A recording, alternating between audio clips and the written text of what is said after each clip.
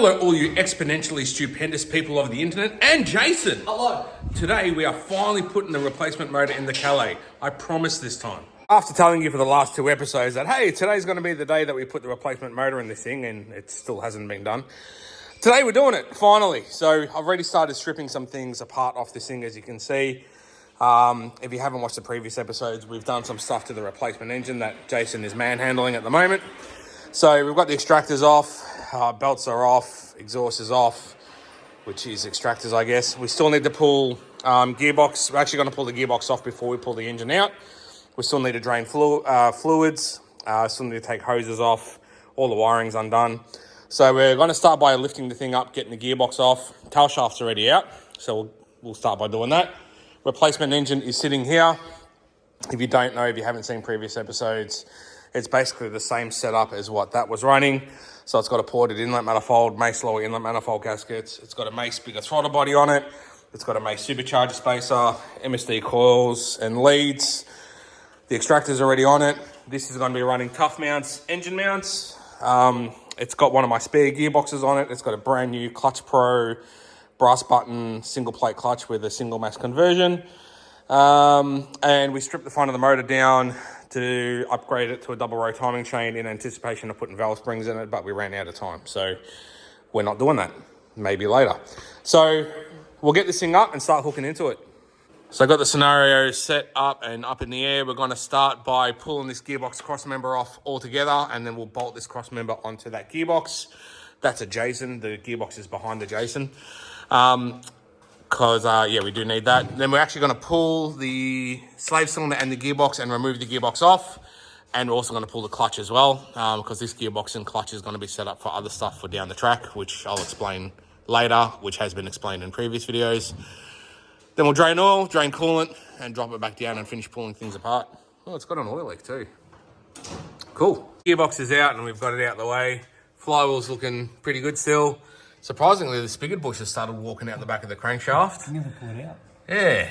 Well, I mean, it would have bottomed out on the input shaft. It never would have fully come out, but that's not ideal. And we've also got a coolant leak from the back of the engine, but that's fine because we're going to fix it with that. And yeah, the clutch itself isn't looking too bad. There's a couple of sections where there's a little bit of chrominess going on, which is not to be unexpected for a button clutch. So yeah, we will keep this clutch as a spare. I've already gone ahead and put about 1.5 litres of Maury's oil stabilizer in this engine. I'm also now going to fill it up with the oil that I normally run, just so that's done while Jason gets the flywheel off. And we'll keep going. Then we'll actually drain the oil and see if any polar bears come out. No big chunks yet.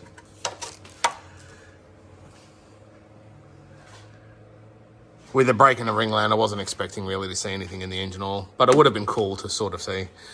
But anyway, this thing is pretty much ready to go in. It's dressed as much as it's going to be. It's got oil in it.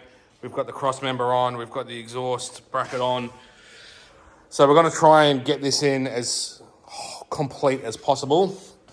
So we'll get the oil finish draining out of this, and then we'll drop it down, drain coolant, and yeah, just keep going. We're cracking through it. Everything underneath is off and out, and then some. We've drained the coolant actually from underneath, so now I've got to take this duct off, upper cover off the radiator, take the fans out, take the radiator out, take the upper hose off, take the bottom hose off, take the heater hoses off, undo that little bit of wiring, take the power steering pump pulley off, take the power steering pump off, and then take the bonnet off, and then... So we've undone everything that I told you about, including more, like the accelerator cable and the fuel lines and the boost gauge hose and a couple of other little connectors and doobie hickeys around. So this thing's just about ready to pull out. The next time you see it, it's going to be on the floor. Big hole. Cool. Motor's out. We've just got to battle with this engine mount. One of the nuts underneath it is just spinning, so we'll have to finagle that to get that out. Old engine, chilling over here, thinking about all of the good times it's given us. So we'll figure out what we're going to do with this down the track. And Jason's just chaining up the new engine, ready to get it in. This is going to be tricky to get in because obviously extractors are on it, gearbox is on it, cross members on it, so it's a lot more complete than what that was pulling out, so it's going to be a lot bigger and bulkier. So it'll be interesting to see how long this takes. You won't see any of that, of course. You're going to see it pretty much now. But it is currently 11:33. Wow, we're actually doing well. It's only been like an hour and a half, Jason. Because I'm here. Everyone needs a Jason, but they are in demand. So let's just see how long this takes. Told you it wasn't going to be easy. Mind you, I did have 4 phone calls during that time, so take 15 minutes out. But we're in. A couple of cross-member bolts have started underneath. So before we go do anything from here, we're going to lift it up and start getting some stuff together under the car. So this is how we're all looking underneath. So far, so good. Everything's just sort of barely started. So we're going to go through now, get the engine mounts tightened up, cross-member mounts tightened up. We're going to get the exhaust bolted on, shifter linkages. We'll get the clutch slave in. We'll get the tail shaft in. We'll get the steering rack back in. And just sort of do as much as we can from under here. And yeah, I'll show you what that looks like when we've done that bit. Oh yeah, well underneath the nuggets all done. Tail shaft's in, center bearing, everything's all tightened up. Cross-member. Got the speedo drive sensors on, clutch slave cylinder is in, everything on the gearbox is plugged in, O2 sensors are plugged in, exhaust is bolted up, steering rack's in and bolted up, engine mounts are in and all tightened and bolted up. So I think down here is done. Starter motor wiring's in, starter motor's in. So yeah, I think now we're gonna stop, have a break, have some lunch, and we'll drop it down and do everything else. All right, time to get stuck back into this thing. We've had a bit of a lunch break. Now we're just going to go through and connect everything. We're just going to blow through it pretty quickly. You guys have seen me do engine swaps on these things before, so it's nothing you haven't seen before unless you haven't seen my previous episodes, in which case, if you haven't, go see them. All right, hook in.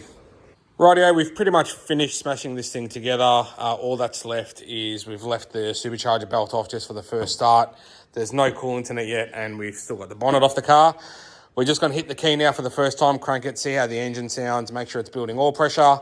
If that's all good, we'll connect the DFI module, and then we'll go for a start. Go for it, man.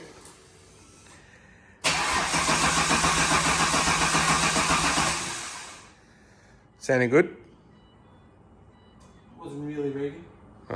What's the warning? Is it just fuel? Check engine, trans. Oh, it's because the DFI module's not plugged in. Righto. All right, well, cranking wise, it doesn't sound too bad. So we'll get this connected and we'll try and fire it.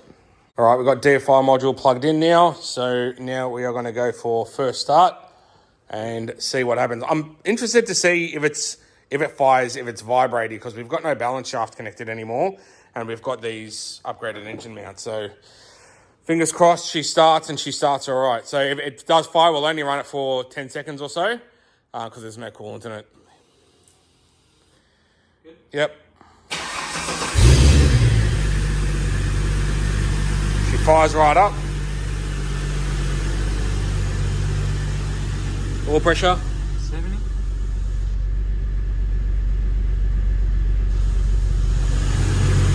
Got good oil pressure. Actually sounds pretty good.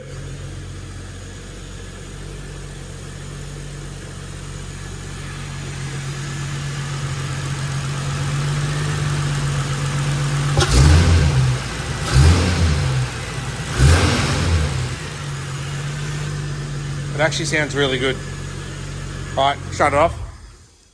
All right, we'll throw the bonnet on it. We'll put the supercharger belt on it and we'll put some coolant in it and then we'll fire it back up properly. She's been sitting here idling for about 10 minutes. Obviously, we've got the blower belt on it. We've got the bonnet on it now. I've put 2.5 litres of coolant concentrate in it, a 500 ml bottle of Redline water wetter, and so far about 10.5 litres of water. Because of how big this radiator is, it just holds heaps. Even still, it's been idling for, as I said, close to 10 minutes. This hasn't even started getting warm yet. But it's all sounding good and looking good so far.